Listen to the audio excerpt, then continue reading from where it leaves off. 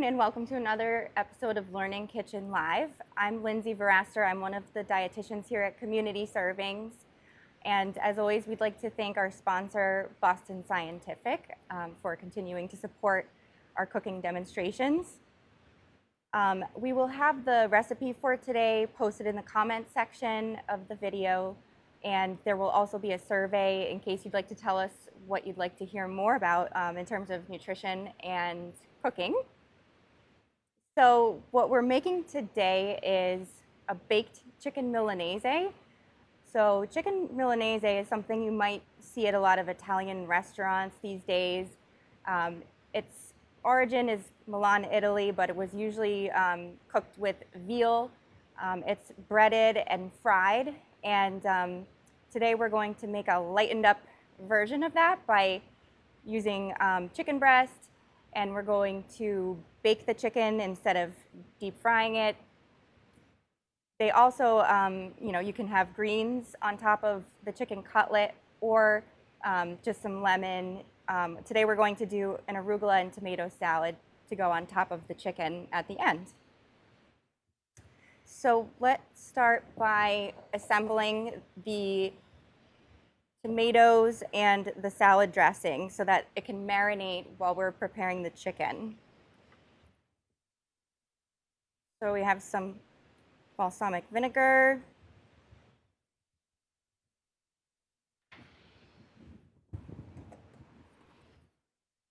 and we'll do some olive oil.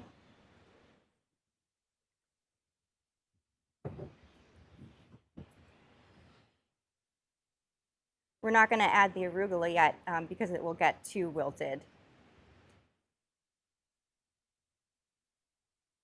All right, so next we'll do some red onion.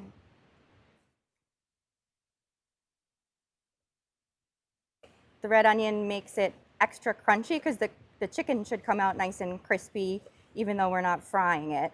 And it's very refreshing to have the tomato, the onion, basil, and arugula on top of it.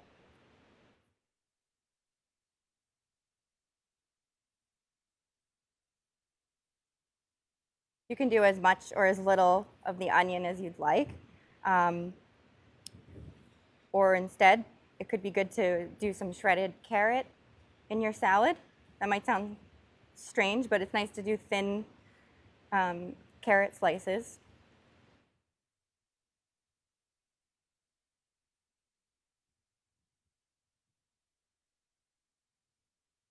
All right.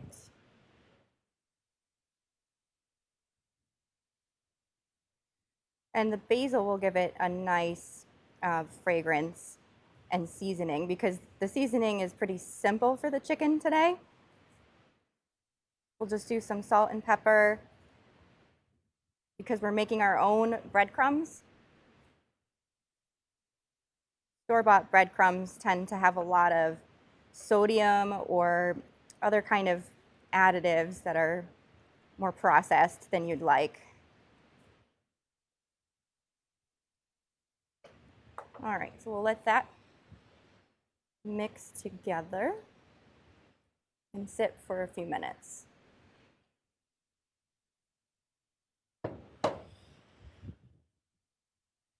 All right, so we're actually going to do the breadcrumbs a super simple way. You could take homemade bread or store-bought bread and put it in the oven for a while, let it cool, and then put it in a food processor or a blender. When I'm in a hurry, I just put a couple pieces of bread in the toaster until it gets dark, let it cool, and then break it up. So that way you don't have to go out and buy breadcrumbs, and it could make use of bread that you have already that's maybe getting a little bit dry. If it's really dry, then you might not even need to toast it ahead of time.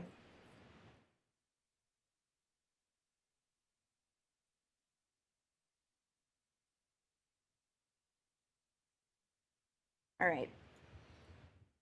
So this is whole wheat. If you have a choice to go with a whole grain, I always suggest doing that so you get a little more fiber.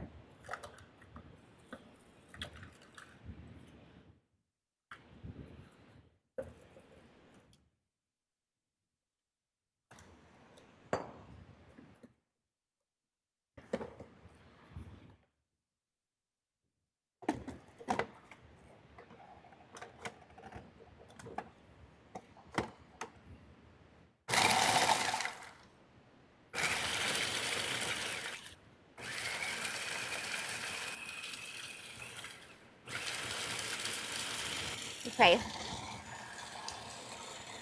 while that's running, I'm going to actually put my baking pan for the chicken in the oven ahead of time because it's nice for it to get warm when you start assembling the breaded chicken.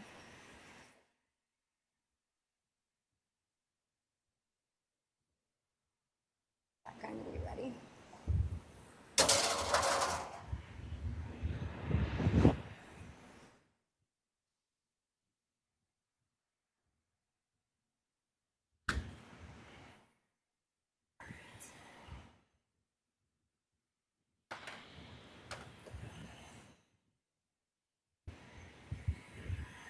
So that gave us plenty of time to have fine breadcrumbs.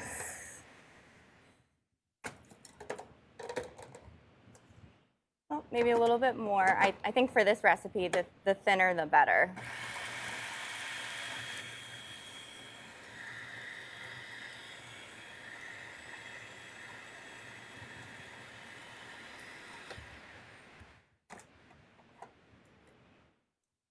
If you don't have bread and you want to buy low sodium breadcrumbs, the Whole Foods brand of breadcrumbs has a version of whole wheat breadcrumbs with no salt added. Or you can try to look for something less than 140 milligrams of sodium per serving.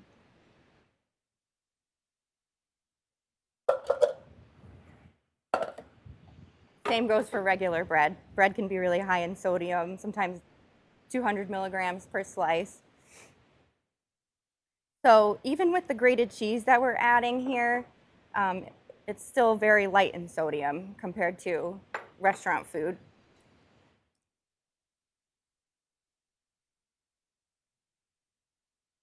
So you want to mix the grated cheese, either Parmesan, Romano, or even a blend.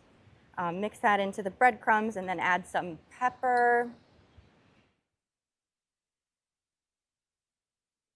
And then that's all you need if you like simple tastes.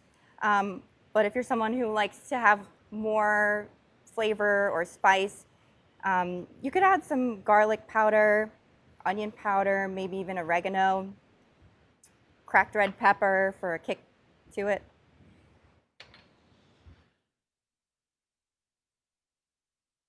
Starting to smell really good.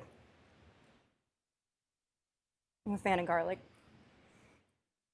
Okay, so we'll set that aside, and now we'll start to cut the chicken.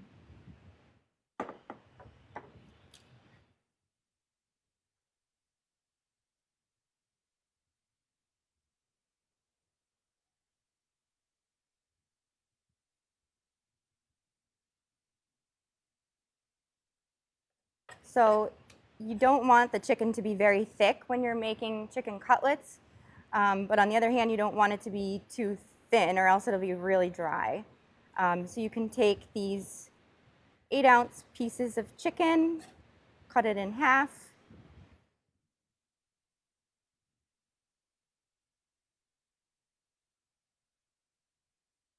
and then we'll actually use a tenderizer to pound it down a little more.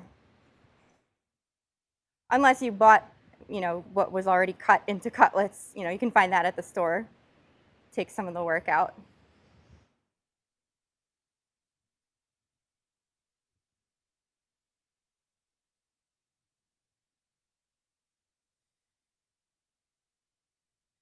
So since we're using the chicken breast, it's very low in saturated fat, and then because we're using olive oil instead of butter, we'll have some healthy fats, and overall, it's a very heart-healthy dish. All right, I have an extra one over here. So now you'll want to put together the dredge. You're going to dredge the chicken in what you would normally have like an egg and flour batter, but you can do this recipe with lemon, olive oil, and some salt and pepper. But first we're going to dry off the pieces of chicken.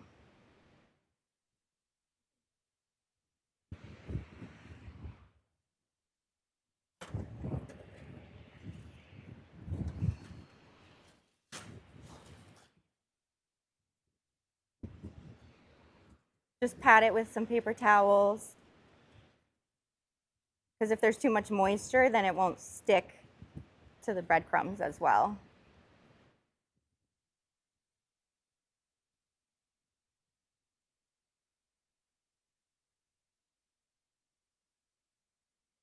Okay.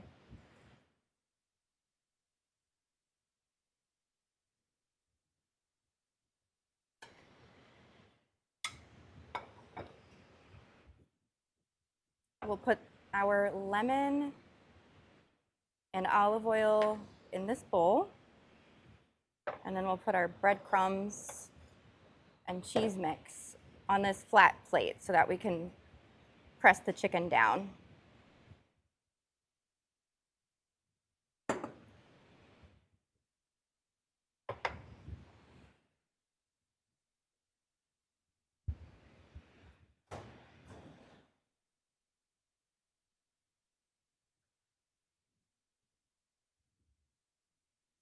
So add some pepper, and then just whisk that up.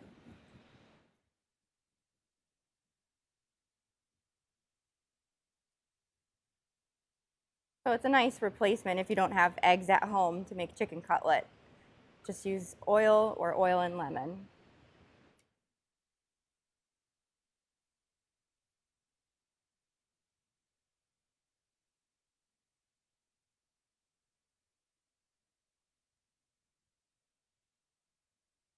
So here you've got 6 pieces, which means you could make this in 30 minutes for a family. You'd have 6 servings.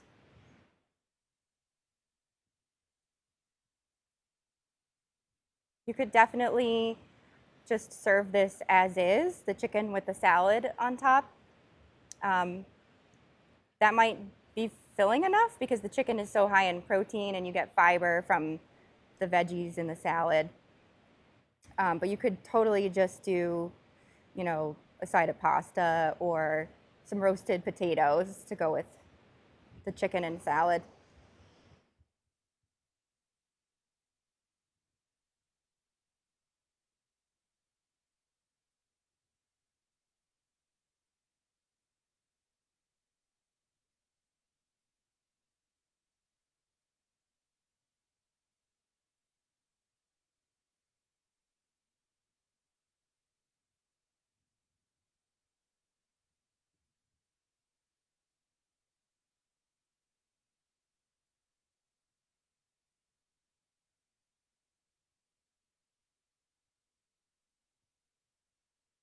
And then when you're making this, it's really good to eat it hot out of the oven. But if you can save it for the next day and then reheat it in an air fryer or about 400 degrees in the oven. You could bring it for lunch the next day in a salad or in a sandwich.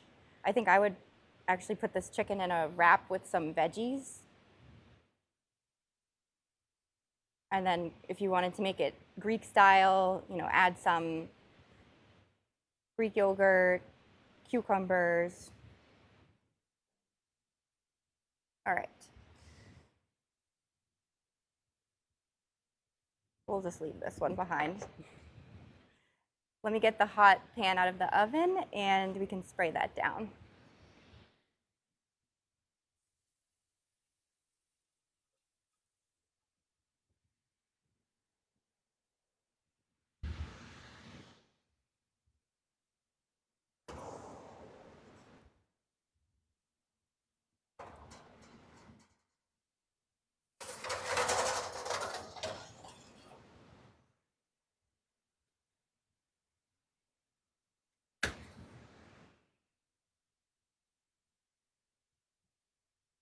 So you'll want to use the olive oil cooking spray, but if you only have canola, that could work too. They're pretty similar nutritionally.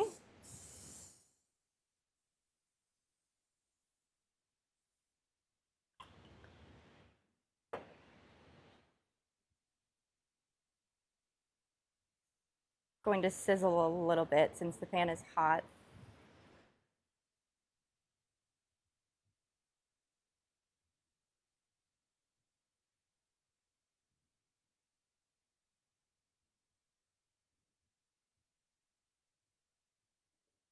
So then all you do next is put this in the oven for 10 to 15 minutes. If you want it extra golden, you could spray a little bit more of the oil on top.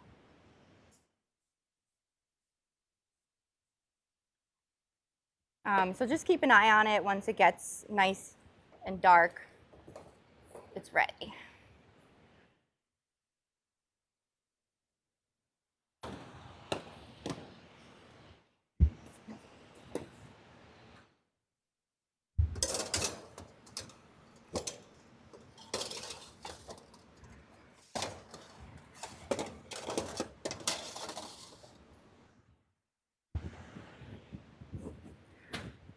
So we actually prepared the chicken ahead of time. Thanks, Val. Just so that you can see what it would look like plated with the salad.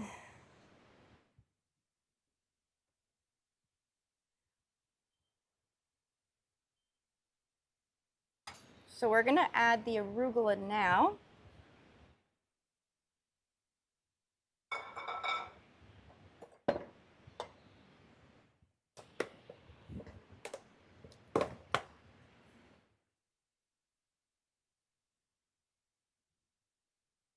For a whole family, this would be about 6 cups, so you have about a cup per person.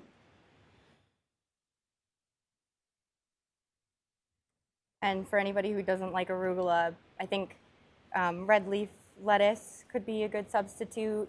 You can even add some beans and tomatoes if you don't want the greens in there.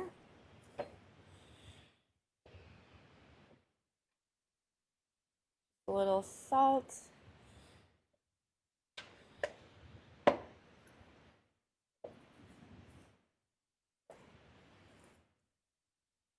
And now we can plate the chicken as if it'd be ready to serve. It came out extra crispy today. And then you can put however much of the tomato and arugula mix. And there you've got your meal. Some people might need 2 pieces of chicken, depending on your nutritional needs. But either way, it's a low calorie, low sodium, high protein, and even high antioxidant dinner. There you go.